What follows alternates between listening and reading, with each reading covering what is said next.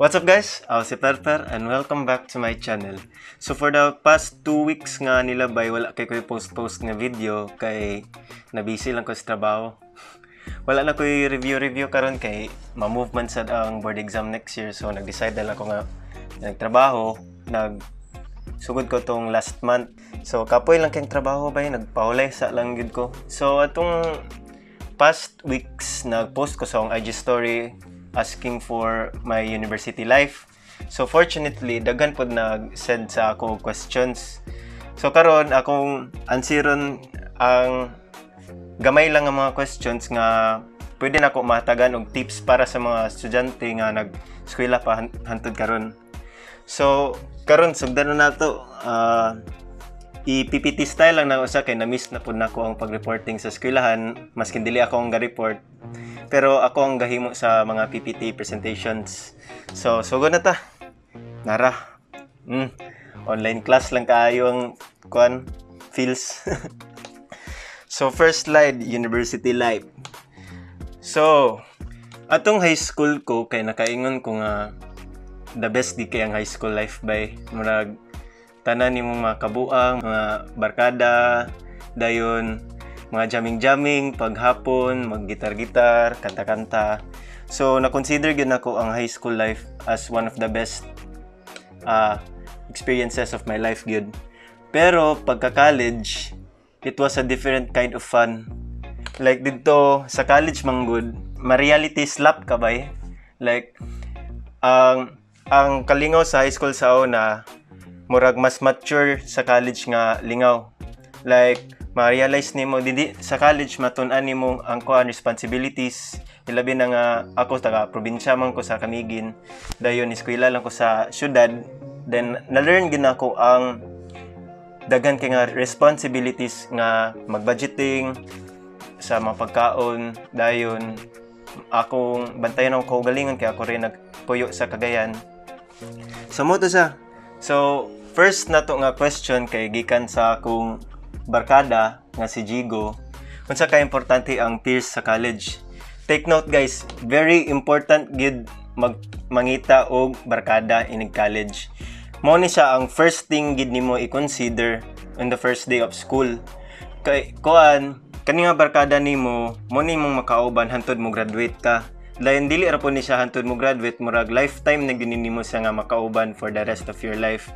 Kay kani nga barkada dili lang nimo siya matawag nga friends lang, ma-consider na nimo siya as family na gyud. So karon ako'y ihatag sa inyo nga checklist, akong checklist kung saan ako papili akong barkada. Nara sa inyo kung i-follow niyo or dili. So the first is dapat same interest mo. Kay lisod kay nang studious ka nga estudyante, dayon nimo mga barkada kahilig og Dota. So madaot gid imong career ana.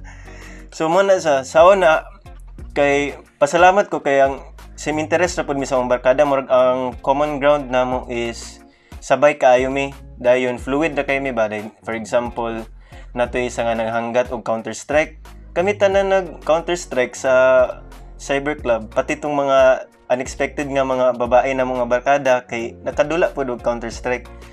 Dayon og volleyball pod kay katong night time nga nakumpleto gid mi tanan barkada tungod lang sa volleyball bay nakadula mi adto.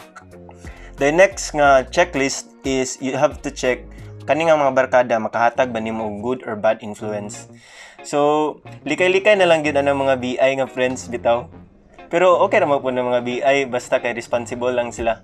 Nga wala sila matapakan nga tao. Kaya gyud na. So third nga checklist is foreshadowing. So imong i-vision na nimo ba nga kung naka ni nga barkada puhon, ma-happy ba ka? Kuan ba ka masustento ba imong life as a college student? The next is the question, the last checklist is it worth it? Worth it ba ni sila nga barkada i-push through sa imong college life?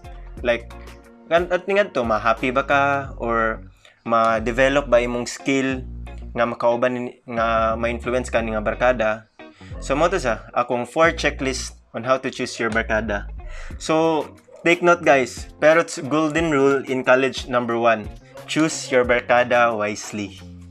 So next question gikan sa akong classmate sa high school, si Kathleen. Give at least 3 things you did to survive college or any tips sa mga mag-college pa lang. So this is my 3 things on how I did survive college. So first, I joined orgs. So atong college ko, nakoy 4 ka orgs, namely YFC, XUBAD, PICE XUSC o nag-staff po ko sa XUACES. So, nganong dapat mo join mga kag-orgs? Kay it builds connections. Like in the future, example, engineering ko, then na-engineer na ko in the future. Kung gusto ko mag-open ng business, then sa akong org, na ako'y members nga business ang courses. So, pwede ko pangutana og business advices para ma-sustento akong business, ma-develop akong business. So, nga na siya ka-importante para mo join kag orgs, kaya maka-build kag connections, and also, makamit ka og new friends. Also, this is very important. It keeps you sane. Kaya for example, you are pressured or troubled kay ka sa imong imong mga subjects, pwede ka mo to sa imong org, maglaglaag mo, mag-storya-storya, o kamusta yung mga college life. Nga na. So, second is, I give myself a break. So, atong college ko, gapaminaw ko sa akong kaugalingon. For example, kung gusto ko magdota, gusto ko mag-inom. Ayaw ipugsa imong self nga, dili nimo ipahappy imong self kay ma-burnout ka na. Then, reward yourself. Kung na kay little achievements, maskin gamay ra kay na nga achievements, i-reward ya po ni mong self, palit kag pagkaon nga gusto nimo. Nga na, para po dili po ka ma-depress bitaw, di ka masad. So you have to give yourself a happy time. So next is, I take a chill pill, relax, kay college is not a race, and learn at your own pace. Ano lang gid, chill lang gid. So next is, gikan sa akong amigo sa YFC, what Ignatian value that you want to acquire for the rest of your life? Ang ni-struck gid sa ako sa pag-eskwela nako sa Xavier is kaning sentence, to be men and women for others. Kaya tong high school ko, gusto ko mag-engineering, kay lagi kung ma-engineer ka, dato kay ka. Mura gid na, kwarta gid akong una-unaan ato. Pero atong na-take na ko ang first year formation program, dito na-realize na ko nga dili lang gyud ay kwarta ang apas, ay dili lang gyud kwarta ang main goal nimo sa pagtrabaho nimo. It is the impact or the good influence nga mahatag nimo sa community. Like kana, dili lang nimo i-consider ang imong self-improvement, but imo pud hunahon ang kapakana sa community nimo kung naba kay nabuhat nga sakto or beneficial sa community. So next is from lower year nako sa civil, si Jacko. So what are your regrets in life? My regrets in life sa college kay saying no to opportunities. Like daghan kayo opportunities atong first year ko to third year nga wala nako gidawat. Kay laging mawalawon lagi ta mo na. Kuan gud bay ang pagka manggiulawon kay makaguba gid sa imong future. Like daghan kag opportunities nga gusto pero maulaw ka, dili ka ma-successful. So dapat pabagaon gyud nimong naong bay. Kung na mga opportunities nga moabot sa imo, dawata gyud bay.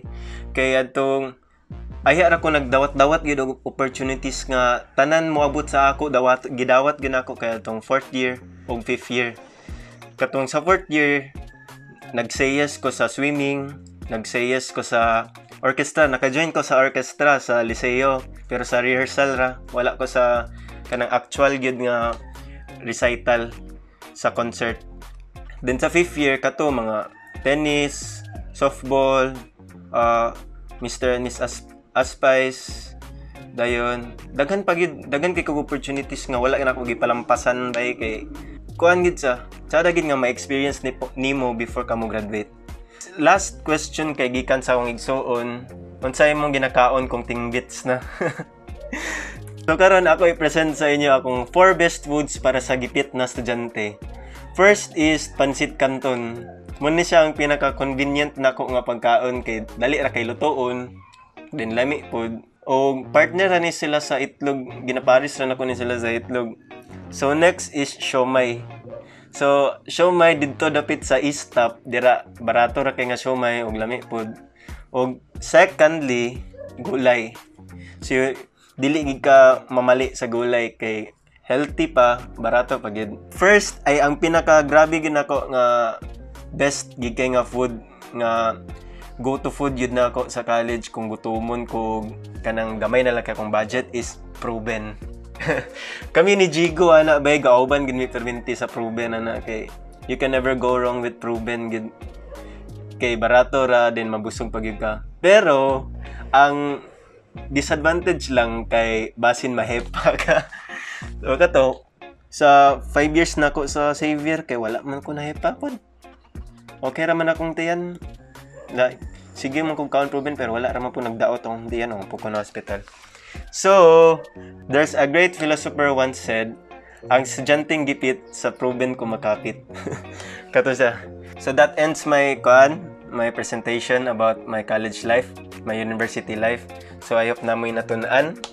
So before I end my presentation, nalang ko i-leave sa inyo nga message gikan sa akong college professor nga nana sa langit karon, si Engineer Emmanuel Nico Kyoge or known as Sir Q.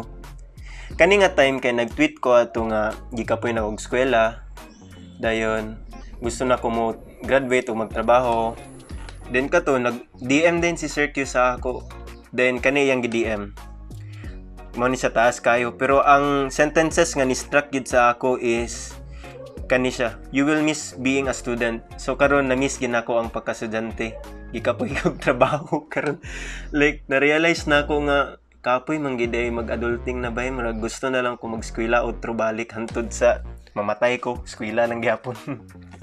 Og lastly, ang kaning dagan gustong mag-eskwela pero di matagaan higayon. So dapat be grateful nga nakaskwela ka, ug be grateful nga na-feel nimo nga pressured ka o kanang nag-goal ka sa imong pag-eskwela kay that is part of the process sa imong imong course. So normal lagi ng kalisod o pressure ang mas nagmatter ana kay giunsa nimo pag-overcome ana ang mga pressures. So mora to sa akong mabilin lang gyud nga quote para sa mga estudyante nga kamulo pag klase karon is hangga't wala pang final grade laban lang gyud bay.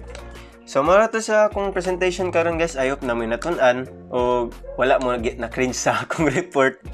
So mo to sa i-remind ta mo permente nga to stay at home, support local businesses, and always remember to protect your mental health. Goodbye guys. Peace out.